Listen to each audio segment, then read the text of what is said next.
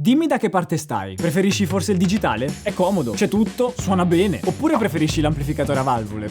Come faccio a darti torto? Ha le valvole. Sai cosa ti dico? Chi se ne frega.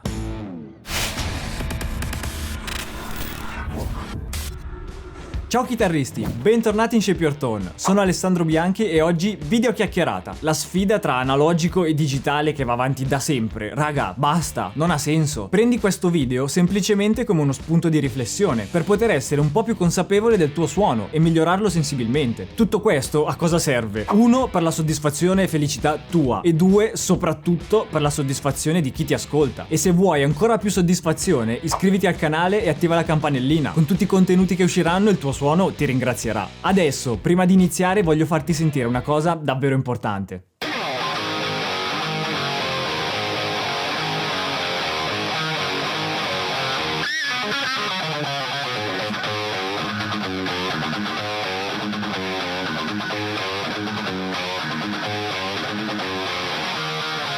Ebbene sì, era proprio lui. E questo non è il suono che siamo abituati a sentire sul disco. Arriva a fine video e capirai perché ti ho fatto sentire questa cosa. Ora iniziamo con le considerazioni. Numero 1. Con l'amplificatore ho sempre il mio suono. Se uso un sistema digitale cambia il suono in base all'impianto. Il concetto di base qui è che la maggior parte dei chitarristi tende ad ascoltare dal cabinet dell'amplificatore. L'ascolto che abbiamo dal cabinet è falsato. Quello che sentiamo noi quando suoniamo in piedi davanti al nostro ampli non è il suono che sentirebbe un microfono davanti al cono. Quindi quello che sentiamo non è l'effettivo suono dell'ampli. Ci sono davvero un sacco di variabili che influiscono su questa cosa. La nostra posizione, la posizione dell'ampli, come funziona il cono della cassa, che è tutto tranne che ad alta fedeltà. Ce ne sono davvero un'infinità. Anche l'ambiente in cui suoniamo. Poi mettici la combinazione di tutte le variabili. La maggior parte dei chitarristi si preoccupa del suono fino al cono della cassa, ma dopo aver microfonato l'amplificatore, il percorso del suono è lo stesso dei simulatori e il carattere dell'impianto modificherà il suono esattamente come per i sistemi digitali. L'analogico e il digitale hanno in comune anche le basi per la creazione di un suono, cambia soltanto il mezzo. Se non sai di cosa sto parlando, nel mio corso te lo spiego davvero bene. In un'ora ti dico tutto quello che c'è da sapere per creare una catena del suono e come gestirla. Il metodo è sempre lo stesso, sia sui sistemi analogici sia su quelli digitali. Ti resta soltanto da sperimentare. Considerazione numero B.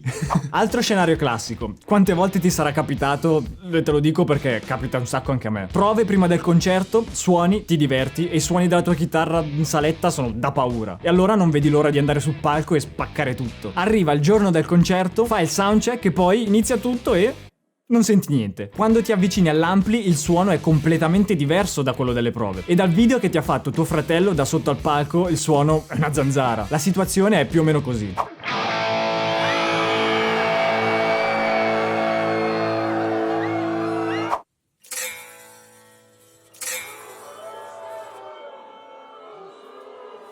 Allora, già giudicare il suono da un video fatto col telefono, però presi dall'emotività della cosa è facile cascarci, ci sta. Ci sono caduto anche io su questa cosa, un sacco di volte. Mi ricordo la prima volta che ho suonato su un palco abbastanza grosso con un impianto audio davvero serio. È stato deprimente, spero di non essere l'unico. Non ci credo che sono scarso solo io e sono circondato da supereroi. Dimmi la verità nei commenti. All'inizio c'è tutta la carica, non vedi l'ora di suonare e spaccare tutto per far vedere quanto sei bravo. Dall'altra parte invece ansia totale, perché per la prima volta quello che suoni si sentirà bene e se sbagli qualcosa non c'è via di fuga. Tutte queste cose dopo il primo accordo si sono risolte in non mi sento. Il suono, per il poco che sentivo, era davvero diverso dal mio solito. E già il fatto che avessi la mia testata con i miei pedali, ma in una cassa 4x12 che non avevo mai visto, ecco, già quello cambia tantissimo il suono. Stupido io, che avendo la mia testata dicevo che bello, sì, ho il mio suono enorme, quello bello che ho a casa con l'impianto grosso.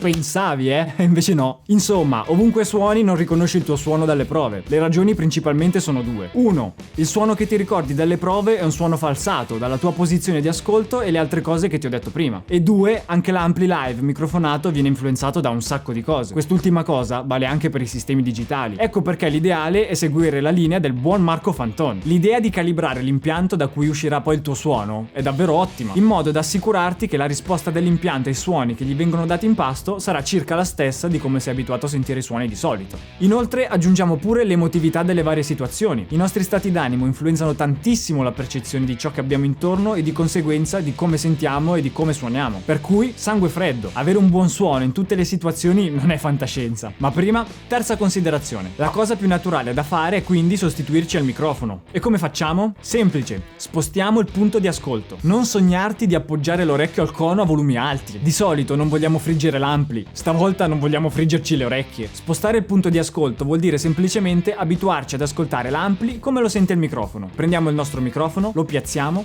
andiamo in un'altra stanza e ci ascoltiamo da dei monitor. Se non puoi farlo a casa, affitta una sala prove in cui la cosa è fattibile. Ti basterà anche solo una stanza dove registrare il tuo ampli microfonato sul tuo computer e poi avrai la possibilità di ascoltarlo praticamente subito, con delle buone cuffie o comunque le cuffie che usi di solito. È con quelle che sei abituato a sentire i suoni, che si tratti di un disco oppure di registrazioni casalinghe. Puoi avere l'ampli più bello del mondo, ma se il microfono ce lo metti a caso il suono sarà terribile. Quindi, come mantenere fedele il suono sempre in tutte le situazioni? Soluzione: creati dei riferimenti. Ti saranno utilissimi, come già ti ho detto durante questo video. Come ascolti di solito i tuoi Guitar Hero preferiti? Ok, perché non dovresti ascoltare così anche la tua chitarra? Ad esempio, di solito usi le cuffie? Bene, ascolta il tuo chitarrista di riferimento con le tue solite cuffie. Magari una traccia di chitarra isolata. YouTube ne è pieno di queste cose. Sono manna dal cielo per noi chitarristi. Sfruttiamole. Una cosa enorme che noterai è che il suono di chitarra da solo è completamente diverso da come sei abituato a sentirlo. Questo perché sono suoni fatti bene per stare con gli altri strumenti, non da soli. Abituiamoci a ragionare in ottica gruppo quando creiamo un suono. Ogni strumento ha il suo posto nell'insieme della band. Di conseguenza migliorerà anche il suono generale della band. Ma in ogni caso, in qualsiasi modo tu ascolti un chitarrista famoso, lo riconosci al volo, giusto? Eppure lo ascolti dalle cuffiette, non stai sentendo il chitarrista suonare davanti a te con l'amplificatore nella stanza. Anche perché Angus Young che suona Back in Black nella stanza ti taglia i capelli a zero. Per cui prova a ragionare ascoltando la tua chitarra esattamente come ascolti i tuoi riferimenti. Ecco a cosa serve la prova che ti ho detto prima. Un ampli microfonato e ti ascolti dalla fonte sonora di riferimento che usi di solito, che siano monitor, le tue cuffie oppure lo stereo della macchina dopo che hai registrato. Porta avanti questo studio finché la tua chitarra suonerà come quella del tuo chitarrino preferito. Avrai un suono enorme e piacevole. Ma attento,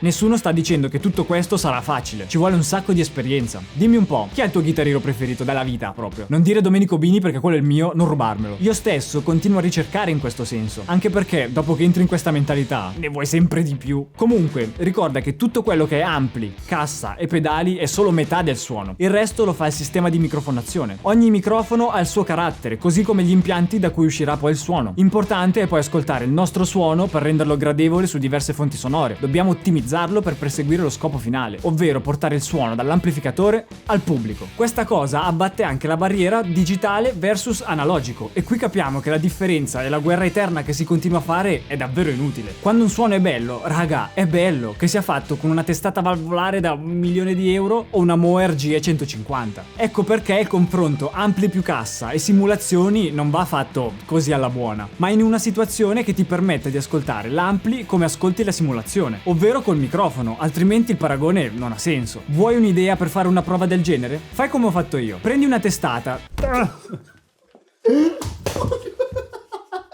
Mi sento... No, non quella testata. Prendi una testata che hai anche simulata, così il comportamento sarà lo stesso. E poi registrala anche con la stessa IR, il risultato ti sorprenderà.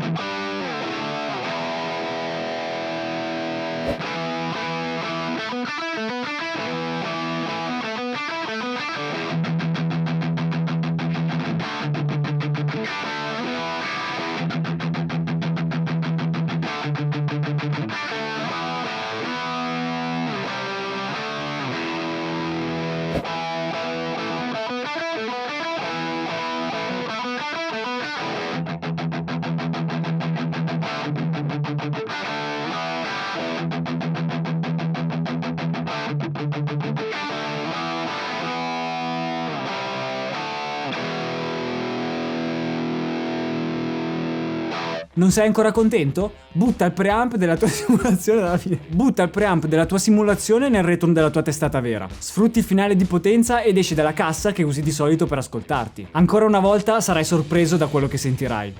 Come si fanno i suoni brutti con l'ampli, si fanno i suoni brutti anche con le simulazioni. Serve un po' di esperienza da entrambe le parti, ma è fattibile. Abituati a registrarti sempre e ascoltati. Buttati nell'home recording, fa tutta la differenza del mondo. Ti servirà del tempo per prendere dimestichezza e abituare le orecchie ad ascoltarti così. Le simulazioni digitali ci obbligano ad ascoltare il nostro suono in questo modo. Con l'ampli vero è un po' più faticoso, ma per il risultato finale che si può raggiungere ne vale la pena. Fammi sapere nei commenti se hai già effettuato test del genere e com'è andata. Raccontami un po' la tua esperienza. Se anche solo una delle cose che ti ho detto ti è stata utile, sui pollici, iscriviti al canale e attiva la campanellina. Spero di aver svecchiato un po' quella mentalità che a tante persone poi preclude un sacco di possibilità. Cioè, è vero che suonare con un amplificatore valvolare e tutti i pedalini di sicuro ti dà soddisfazione e te la dà subito. E questa cosa per molti è una barriera enorme da superare per approcciarsi al digitale. Tutto ciò fa pensare a tanti una cosa tipo: usare tutti i sistemi digitali è difficile, perdo tempo, non suono più perché passo tutto il tempo a fare così con i potenziometri. Sì, ok, va bene, è una questione di interfaccia quella. Ci sono sistemi digitali che sono molto friendly verso l'utente, così come ci sono sistemi digitali che sono davvero complessi, ma allo stesso tempo esistono amplificatori che hanno 5000 levette che nessuna di quelle si sa cosa faccia. Alla fine, raga, il risultato finale, in fondo alla catena, è lo stesso. Il suono che esce è quello della chitarra, della tua chitarra. Quindi basta paranoie e continua a studiare. Come sempre ci vediamo venerdì prossimo alle 13, sempre qui, mi raccomando, puntuale.